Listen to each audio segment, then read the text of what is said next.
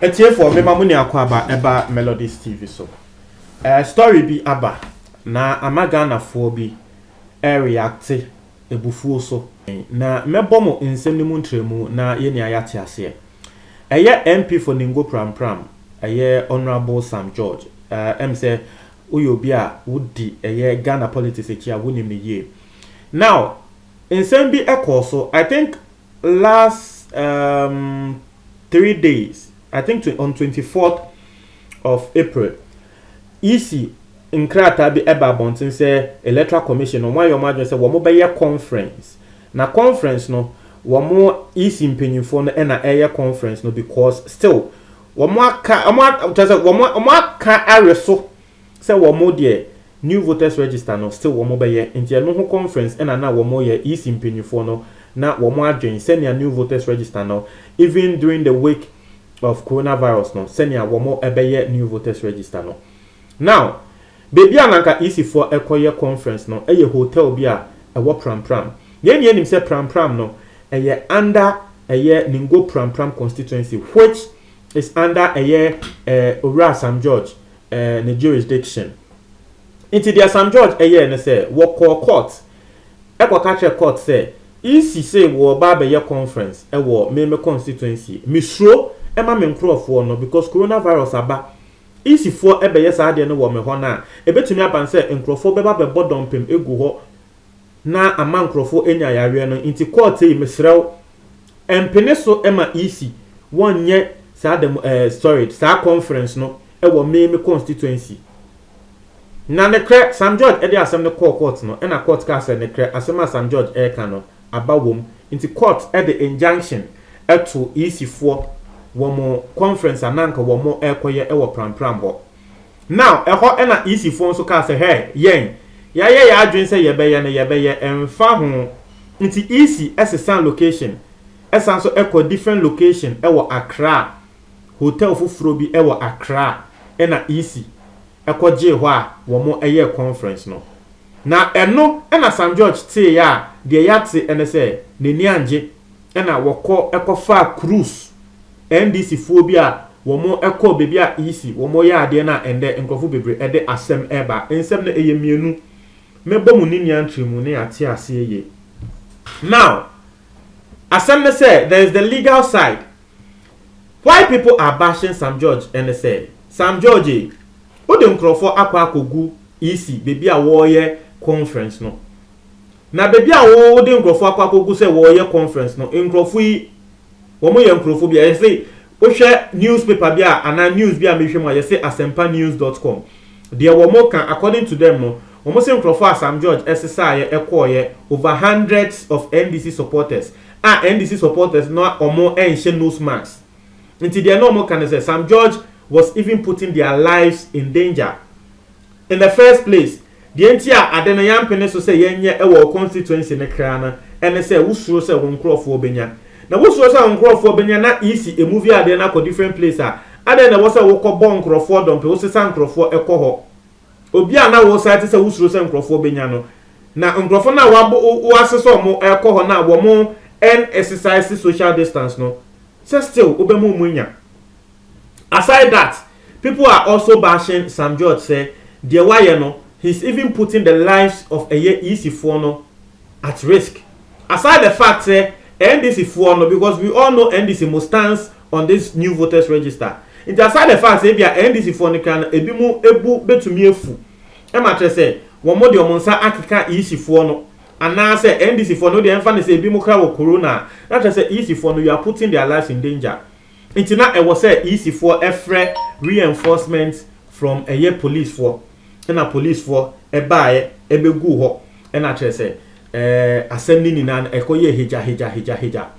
But people are blaming Sam George and these are the issues. One, the legal issue no the nkrofo eka and say courts womde injunction eto so embra EC yes e wo koye e wo hotel e wo Sam George ne jurisdiction no the entire court the injunction to so no the fact say e was Sam George ne area ho Minim said the American no moti ase dia. Minim said the American no you people are understanding there, but the whole thing and they say Sam George the asema court say court ECC wo be ya ade e wo me area. Me sure say me nkrofo benya virus because ECC for na ba e bia na me nkrofo na aba be bodompem. Nti mesre mayempene e mo mba. E na court say okay, yempene e ma omo enye ade no wo mo area. Na afei ECC na nkasa ehu ne say okay me koye e wo area foforo.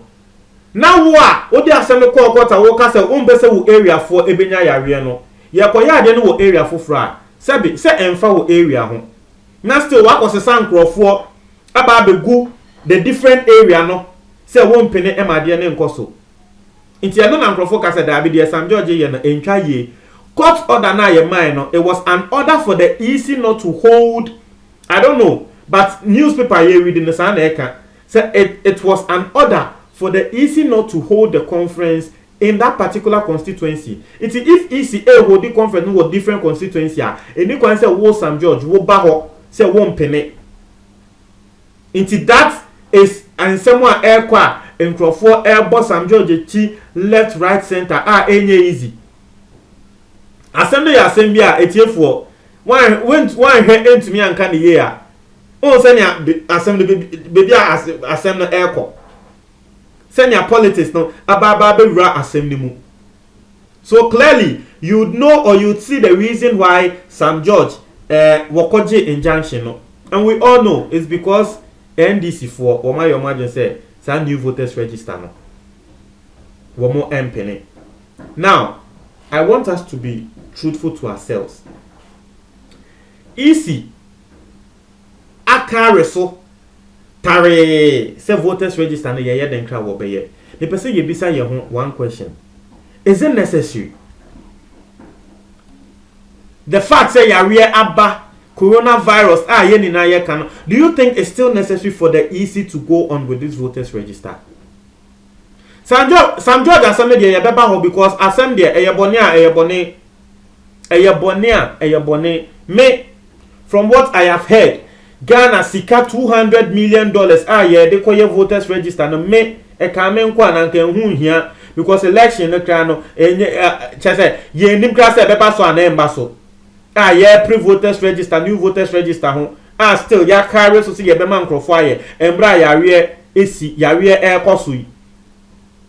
One, I have my stance on that. I am not in support of the new voters register, just like Kwame A+ and other people. I am not in support of the new voters register. Ghana has said, Ebimo ewoha, they don't even know the matters on ground. Because ebia womo political party air supporting it, one also air supported. So because we belonging to NDC, NDC unsupporting it, one also can resources unsupported. But you need to read into the matters. Now, when they say, is it necessary? Me read the documents. Now, when they say that be new voters register now, at least a waste of money. Emma Ghana. That's what I think. And you know, for me, no, say easy no. Oh yes, what they say still new voters register. No, wobeya no. I think that side then so it is not cool because yariaba at least. Enya shekrana when they say because tie sisiano. The nkrofo bi eka ene say mo aheda na mo pese mo ye new voters register na mo de wie mu ema MPP and the way isi no still yare aba ana still wo mo aye omo ho tare say new voters register ne de and they yanya no vote no. Some people make it a comment na tre say the nkrofo ka no ebia na enye ne kre but ebetumi afem say eye ne kre. Some of us might believe say eye ne kre because eye very simple yare aba ehun hia old one no. And one year they electing other people. And one the president now what is so old one and they electing no. If you are saying it's not credible, indirectly you are saying the president is also not a credible president. If the voters register no yetumi e dey ato aba amananado aba betina so I don't see anything wrong with using that same register. If you say you go with 200 million there me I see say ehun here new voters register no ehun here. Now, on to Sam George. This has made us see, say, yes politics and Sam George no the way of course na microphone but you see one kasa woman court e dey injunction to asem so say oh me nkrofo me so mo beye we na according to asempanews.com there one more can and they say one kasa na wasanso afechi akwa sisa 100 NDC activists akwa ho say wo mo nko emma EC conference na wo mo ye no ma emba so a na tre say you are not even being truthful to yourself. The reason you gave for the injunction, no, you don't even believe in that reason. You just want to frustrate the EC. And I understand. But there's a little bit of selfishness there. Dear EC, you know, you say, Embra emo mo kwan ana embra emo mo kwan. Si yeka embra ma EC kwan. Si ya pese yeka say the EC all ye no, enya, it is just based on morality. But say yeba legality side there, emrama ne kwan because yes, ne kre ene say EC no the opese oye bia no ko beye emrama ne kwan say wonye. Just that ye hu say it is not morally right say ebia election time edru na afiansa wo beye new voters register.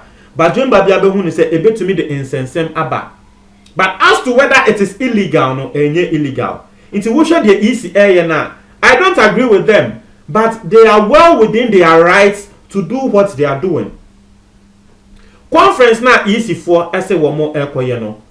Womo entia imra because tie aban abani social gathering and conferences, but the aban aka and say wo pese wo ye conference ana eye ana social gathering bia it shouldn't be more than 25 people.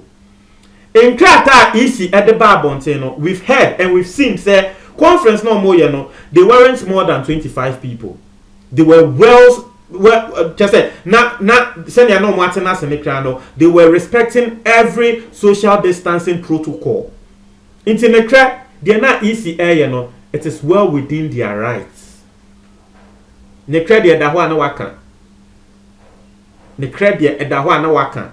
Into way any asemo a ama enkrofo boss am George chia enye easy. Emma ebimo ka ani interne ye bo wasum wa aya waso weso ogo no Ghana eje wasemo amba. Ntre mo adwo comment box to mo me da say